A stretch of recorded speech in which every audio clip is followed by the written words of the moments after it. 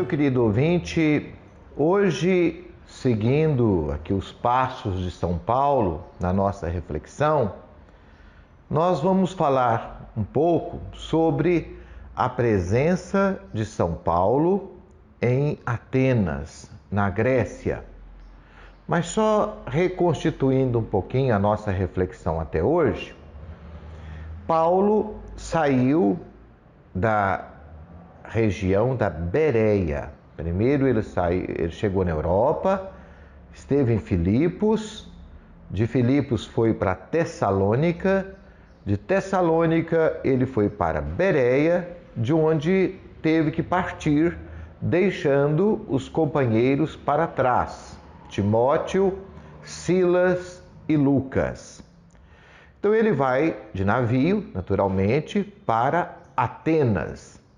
E lá em Atenas, Paulo certamente ficou hospedado na casa de algum amigo, algum judeu, e concentrou o foco da sua pregação para os pagãos. Atenas era uma cidade universitária, vamos falar assim, na linguagem de hoje, berço de muitos filósofos, poetas, pessoas que se destacavam no campo do conhecimento. E apesar de conhecer a cultura grega, Paulo provavelmente ficou muito impressionado ao ver o paganismo daquela cidade. Então ele veio para anunciar Jesus Cristo, e ali havia tantos deuses. Para entender isso melhor, para entender a cultura grega, talvez fosse necessário ter uma compreensão de dois clássicos da literatura grega, que é a Ilíada e Odisseia. E ali você vai ver a relação dos homens com as divindades, a multidão de deuses e monstros e seres monstruosos. E aí a gente vai ter uma ideia do pano de fundo da cultura grega. Mas, então, para quem estava acostumado com tantos deuses, mais um, menos um, não ia fazer muita diferença.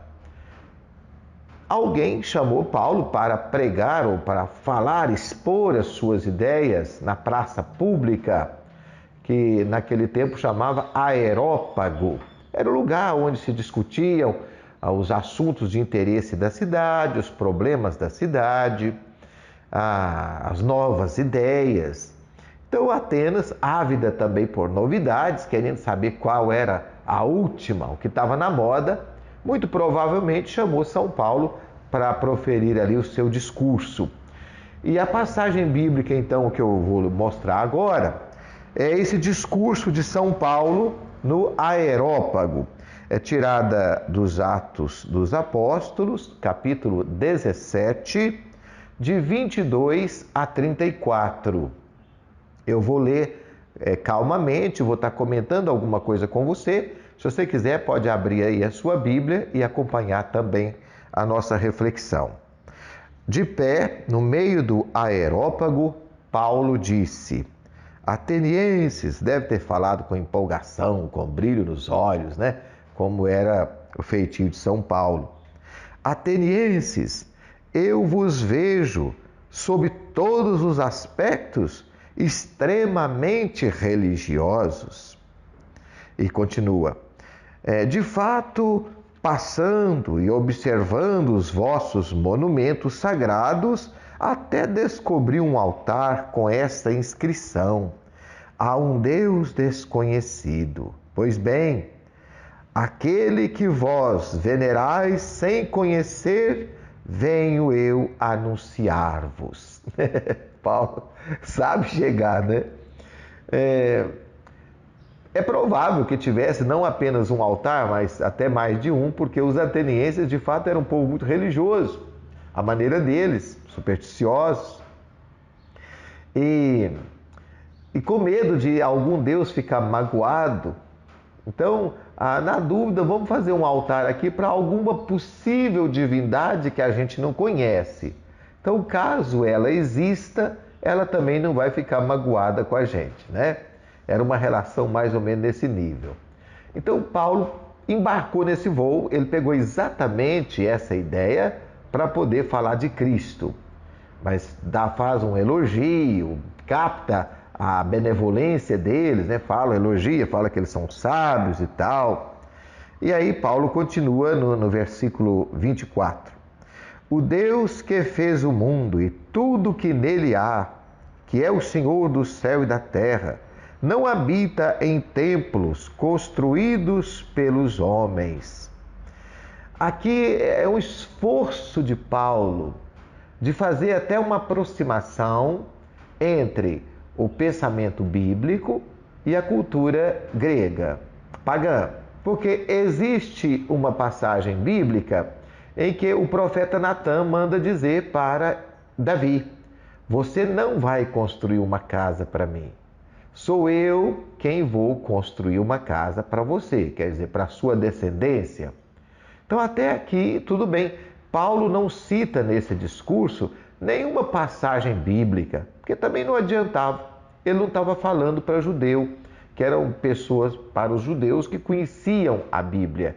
Ele está falando para um povo que não está nem aí para isso, que não conhecia a Bíblia, né? Então ele fala da criação, porque os gregos eram meio apaixonados com essa ideia do cosmo. A própria palavra cosmos é uma palavra grega que quer dizer cosmético, bonito, bem arranjado, bem ordenado. E se você pensar bem, de fato o universo é bonito, né? A gente é que acaba com tudo, com poluição, com desmatamento, com tanta coisa.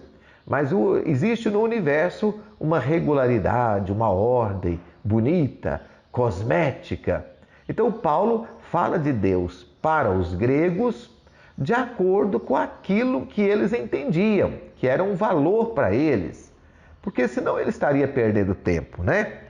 E ele continua: o Deus que fez o mundo e tudo que nele há, ele que é o Senhor do céu e da terra, não habita em templos construídos pelos homens. Não é por ter necessidade de alguma coisa que ele aceita o culto dos homens. Ele que dá a todos a vida, a respiração e tudo mais. Ele, de um só princípio, criou todas as raças humanas para fazê-las habitar sobre toda a superfície da terra, fixando as épocas históricas dos povos e os confins do seu território. Aqui também há uma preocupação com o princípio. De onde tudo isso surgiu? Essa pergunta os gregos sempre faziam, né? A pergunta pela arqué, a origem de tudo. Então Paulo fala, não, no começo de tudo é Deus que estava como um grande ordenador do universo. Para que procurassem a Deus, e ele continua, né? Para que procurassem a Deus, quem sabe se procurando as apalpadelas, realmente não o encontrassem. Mas, uma vez que ele não está longe de cada um de nós. E aqui esse procurar Deus às apalpadelas é como se fosse um cego que tivesse que usar a mão para descobrir a porta de saída. Então, os homens estão procurando a Deus, mas procurando as apalpadelas. E Paulo então fala, mas isso é por ignorância. Ele vai falar agora, quer ver?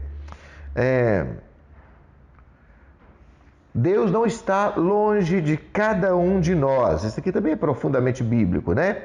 Pois nele vivemos, nos movemos e existimos, como disseram alguns dos vossos poetas, porque dele nós somos a estirpe. Então aqui essa assembleia devia de estar composta de epicureus, de estoicos, de pessoas que tinham essas filosofias. E Paulo falou então da maneira deles, de tal maneira que eles pudessem entender a mensagem. Nós somos da estirpe de Deus. Não devemos pensar que a divindade seja semelhante a uma imagem de ouro ou prata forjada pela arte e pela imaginação humana. Claro, os gregos se destacavam muito até hoje, né? Nós temos as grandes obras de arte da Grécia Antiga, as estátuas que são tão bem feitas que parece que elas estão vivas. Mas Paulo fala, Deus não pode ser dessa maneira. Deus não é um produto da arte humana, da engenhosidade humana. Agora, Deus, sem levar em conta os tempos da ignorância, anuncia aos homens que todos e em qualquer lugar devem se converter. Essa conversão também é uma palavra grega, metanoia, mudança de postura, mudança de mentalidade. Isso os gregos entendiam. Até aqui tudo bem. Certamente até gostaram do que Paulo falou, a maneira empolgada, a oratória que ele tinha, e falando certamente num grego fluente, né? De fato, ele estabeleceu um dia no qual julgará o mundo com justiça por meio de um homem que ele designou, dando a todos uma garantia segura ao ressuscitá-lo da morte. Veja bem que Paulo não fala de Jesus Cristo. Ele fala, Deus enviou um homem e deu garantia da mensagem dele, porque a mensagem é segura, ressuscitando-o dos mortos. E foi aqui que começou um grande problema. Porque alguns riram dele e outros chamaram ele de charlatão, de espermálogos, quer dizer, esperma é semente, então uma espécie assim de catador de semente, né? Uma espécie de gralha, de maritaca, falador, que não sabe o que está falando. E Atenas, então, praticamente ignorou a autossuficiência dos sábios de Atenas, levou praticamente a ignorá-los a mensagem cristã de Paulo. Acontece que um homem chamado Dionísio, que atuava ali no Areópago, seguido de Dâmaris e mais alguns gato pingado, acabaram aceitando a mensagem cristã.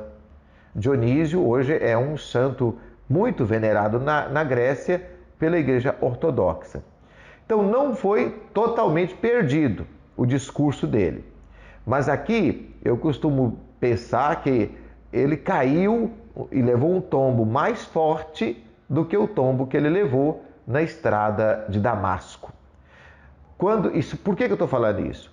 Porque na próxima cidade que ele vai visitar, que é Corinto, e ele vai ficar lá 18 meses, ele mudou completamente o foco da pregação dele.